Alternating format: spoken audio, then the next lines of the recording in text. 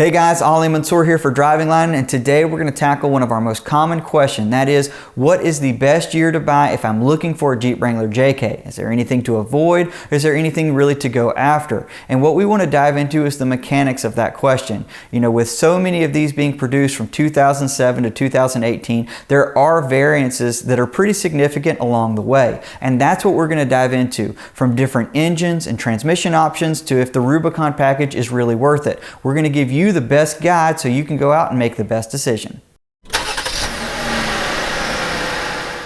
From 2007 to 2011, all JK sold in the United States came with a 3.8 liter V6. Now this engine puts out 202 horsepower and 237 pound-feet of torque. While that power plant is livable, it's not great. One of the biggest complaints is it doesn't make a lot of low-end power. Now some of the most common issues include burning oil, intake manifold gasket failure, and cracked exhaust manifolds. We've seen these engines last into 200,000 miles, but we've also seen them destroy pistons and spin main bearings with as little as 70,000 miles on them. If this is a secondary vehicle for you, it's not something that we would worry about as much. If you're looking for a daily driver, you might be a bit disappointed with the power that this makes. 2012 was a big year in many ways for the Jeep Wrangler. Jeep finally did away with the minivan source 3.8 liter and replaced it with the 3.6 liter Pentastar V6 that is still used today. The dual overhead cam engine was a tremendous upgrade in power with 83 more ponies on tap. The all-aluminum block is lighter than the previous engine and uses a more easily accessible canister-style oil filter that you can access at the top of the engine. The exhaust manifolds are now combined with the head, so you don't have to worry about the cracking issues that you did with the 3.8 liter. While there was an issue with some of the heads on the first run engines from 2012, most of those have been addressed or recalled.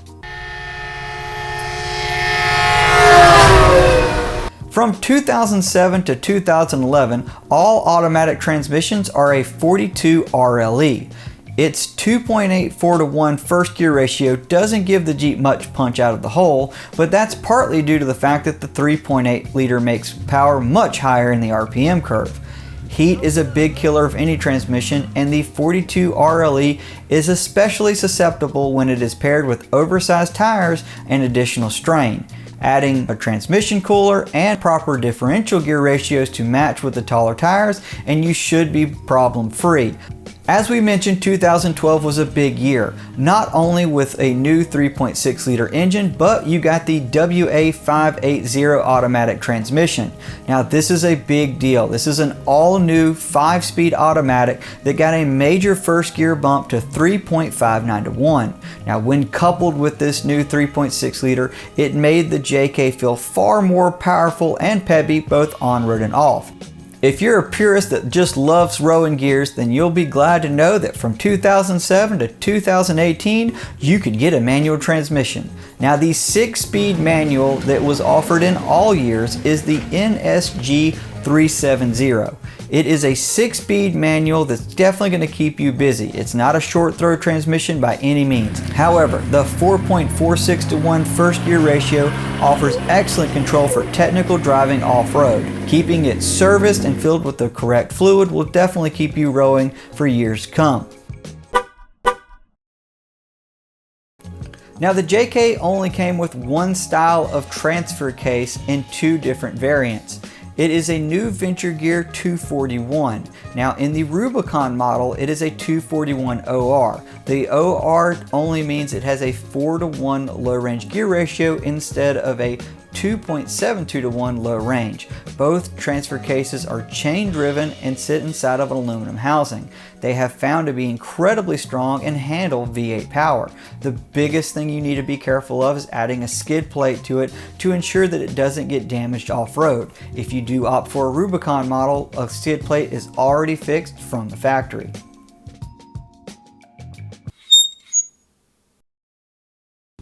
Now to talk about axles, we definitely got to jump into the Rubicon package. Now first off, let's talk about your standard axles that come basically across the line of the JK. That's going to be a high pinion Dana 30 front and a low pinion Dana 44 rear. Now when you opt for a Rubicon, you are going to get a high pinion 44 front and a low pinion 44 rear. Now what's special about these axles is they come with true lock differentials. Now these are electronically controlled selectable lockers.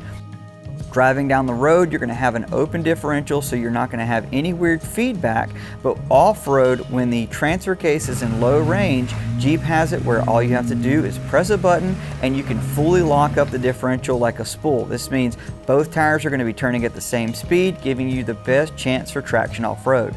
This is one of the reasons the Rubicon is such a big value and why it costs more money than other Wrangler packages. Now, what are the other big things that make the Rubicon such a standout vehicle over the other JKs?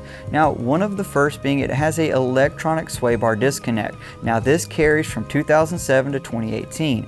And what this is an electronic disconnect motor. And the idea behind it here is instead of having to pull a sway bar end link off to allow the front axle to articulate more freely, all you have to do is press a button inside of the cab, and now you have more flex, which equates to tires on the ground and better ride quality overall. It is a big benefit of the Rubicon package.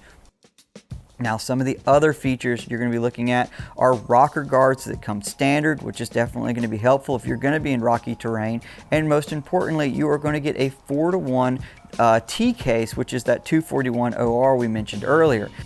Now this 4-to-1 is definitely intended for rocky scenarios and where you need that extra torque because you're trying to drag these big tires over rock. It's just going to give you better control. This is especially true if you're opting for the manual transmission. So the big question is going with a Rubicon worth it? Well, the real answer to that is, are you actually going to spend a lot of time off-road? Because these are all off-road appointments. If you're mainly going to be daily driving the Jeep and just occasionally going off-road, a Rubicon's probably going to be a little bit overkill. And you could really save a few $1,000s by getting something like a Sahara or even a Moab edition that comes with a selectable rear locker from the factory. I think we need to do a little more all-weather testing.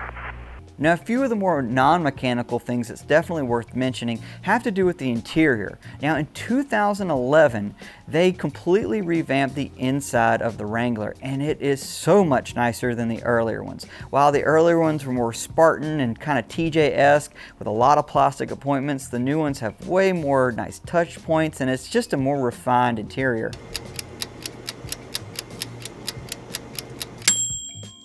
Now, another hot topic item for the Wrangler is soft top versus hard top. Now, we have had a variety of soft tops on this Wrangler, and we also own a hard top. And what we'll tell you is this: during the wintertime, we really like the hard top. Not to say there's anything bad about the soft top, but just for that little extra security if we're carrying camera gear or tools or anything else, we really like having the hard top. The noise difference on the road isn't significant so much between the soft top and hard top that we would really sell you on it one way or the other. We do like the conveniences of a hard top, just for the fact the glass opens up in the back with the gas charged struts, so it's not going to be as difficult to work with as a back zipper.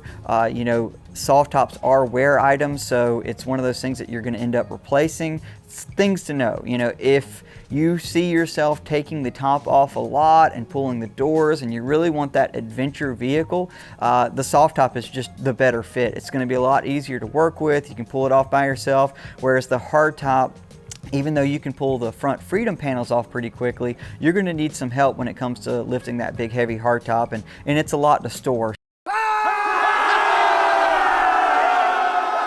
That's our basic mechanical breakdown. Now, there are plenty of packages from Sahara to Islander to Moab to Rubicon that we could dive into, but the reality is the mechanics and the basic hard parts are all the same throughout. What you really need to decide is which year, if you were going to go with an early one and you don't mind the, let's say, a little bit slower engine and that sort of setup and more Spartan interior, or do you want to spend a little bit more money for the more plush Jeep with a little bit stronger engine? transmission. You know, if you want to get an Islander with, you know, stickers and all that other stuff and you're willing to pay a little bit extra for it, hey, go for it. But it just depends on really what your budget is and what you want to do with the Jeep. We definitely tell people 2013 and newer, just for the fact it takes out that audible of you getting a dud from 2012 that might have some weird head issues. But beyond that, we like the automatic transmission in the later model Wranglers and just really think they've got the package so much more dialed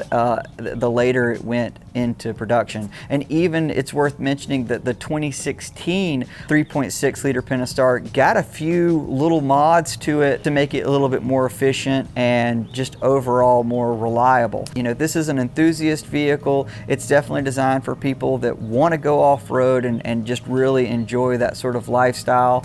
And we think if you get one, you'll really like it. And drop us a note in the comment section below if you find this video helpful, and we'd love to see you out on the trail.